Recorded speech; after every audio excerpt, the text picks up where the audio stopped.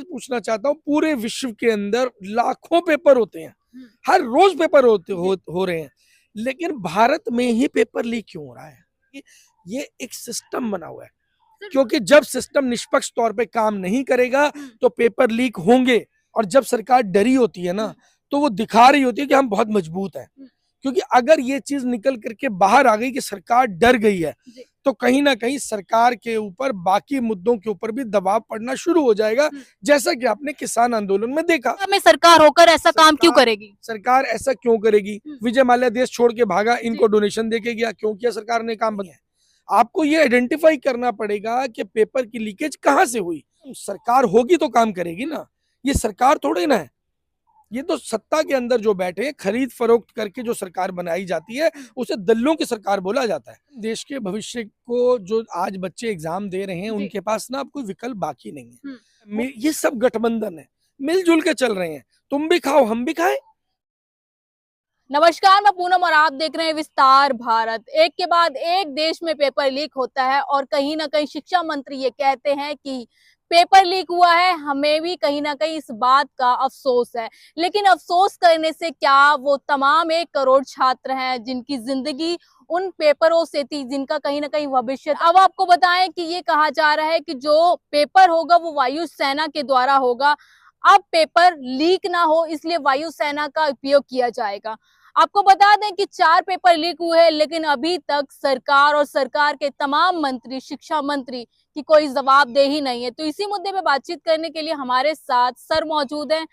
जानने की कोशिश करेंगे कि लगातार पेपर लीक हो रहा है, सरकार की चुप्पी क्यों है। सर, सबसे पहला सवाल, लगातार देश में पेपर लीक के मामले सामने आ रहे हैं। पहले आपने देखा कि नीट का पेपर लीक हुआ, जिसमें सीबीआई जांच भी बैठाई गई। एसएससी का पेपर लीक हुआ, टी का भी पेपर लीक हो गया है। कैसे देख रहे पूरे मामले?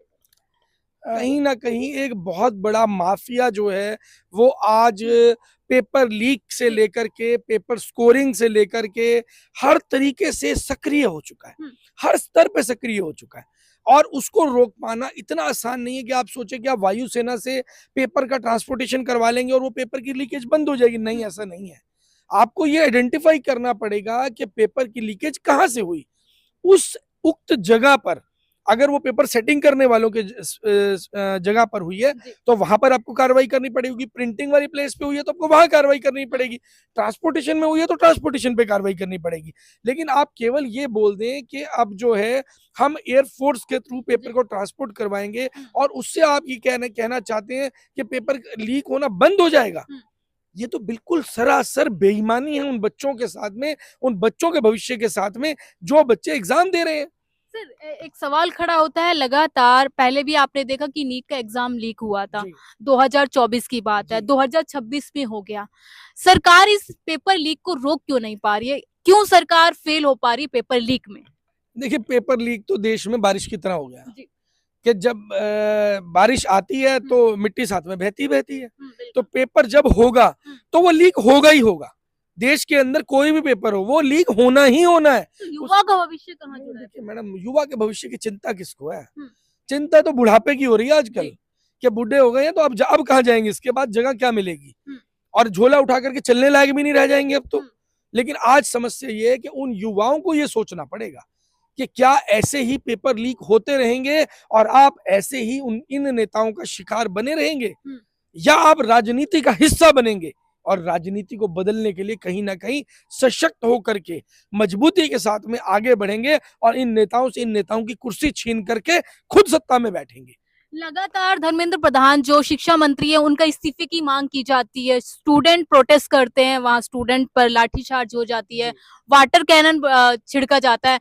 तो क्यों नहीं वो इस्तीफा देते? क्या ऐसी मजबूरी है सरकार की, वो सरकार इस्तीफा नहीं लेना चाहती? एक्चुअल में सरकार ना बहुत डरी हुई है, और जब सरकार डरी होती है ना तो वो दिखा रही होती है कि हम बहुत मजबूत हैं। क्योंकि अगर ये चीज निकल करके बाहर आ गई कि सरकार डर गई है, तो कहीं ना कहीं सरकार के ऊपर बाकी मुद्दों के ऊपर भी दबाव पड़ना शुरू हो जाएगा, जैसा कि आपने किसान आंदोलन में देखा। किसान आंदोलन में नरेंद्र मोदी जी ने कहा मेरी सेवा में कोई कमी रह गई है, और उसके बाद में हर मुद्दे को लेकर के किसानों के बाद जितने भी मुद्दे आए उनको लेकर के चाहे विपक्ष था चाहे जनता थी, उन्होंने मुखर होकर अपनी बात रखनी शुरू की।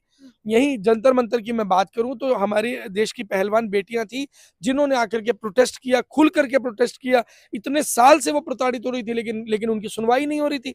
जब उन्होंने वहां प्रोटेस्ट किया, यकीनन पूरे विश्व ने देखा किस तरीके से उन बेटियों को घसीट घसीट कर लेकर जाया गया।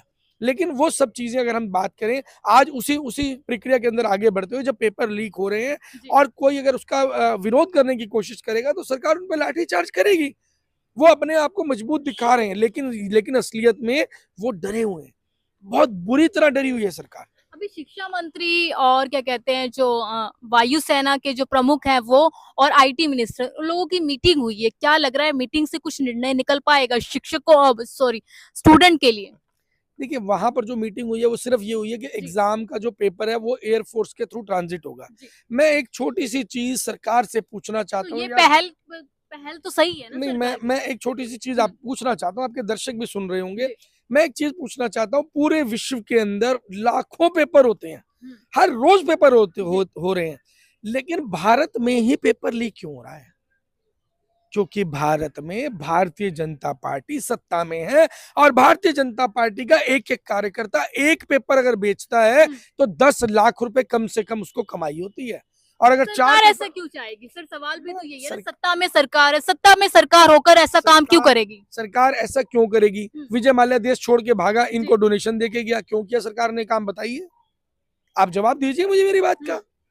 विजय माल्या भारतीय जनता पार्टी को डोनेशन देकर भागा और उसने खुल करके बोला, ऐसा क्यों हुआ बताओ? अभी बोला है ना उन्होंने। हाँ तो मैडम सच्चाई तो तब थोड़ी सामने आती।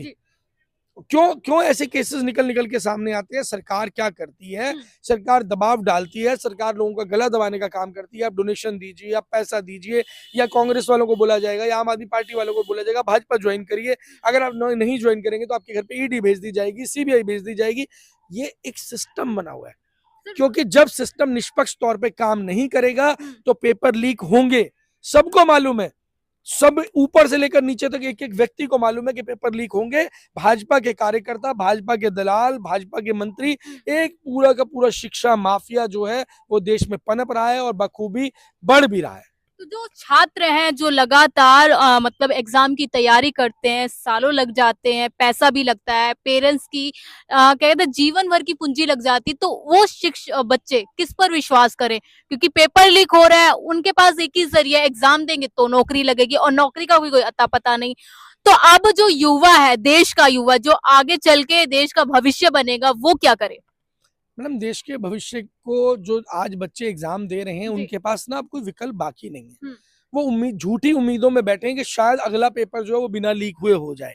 हो सकता है कि वो लीक होकर के खबरों में ना आए, लेकिन पेपर 101% लीक होगा, उसे कोई नहीं रोक सकता, क्योंकि एक बहुत बड़ा माफिया उसके पीछे काम कर रहा है। सरकार तो काम कर रही है ना मैडम, सरकार होगी तो काम करेगी ना, ये सरकार थोड़ी ना है। ये तो सत्ता के अंदर जो बैठे हैं, खरीद फरोख्त करके जो सरकार बनाई जाती है उसे दल्लों की सरकार बोला जाता है। वो जनता की सरकार नहीं है। जनता की सरकार वो होती है जो एक्चुअल में वोटिंग होके बनती है। आज हुआ है ना, पंजाब में इलेक्शन हुआ है, अभी कल के रिजल्ट आप देख लीजिए। उन रिजल्ट्स के बीच में क्या हुआ है? वो बैलेट पेपर से चुनाव हुए हैं और भारतीय जनता पार्टी अपनी जमानत तक नहीं बचा पाई।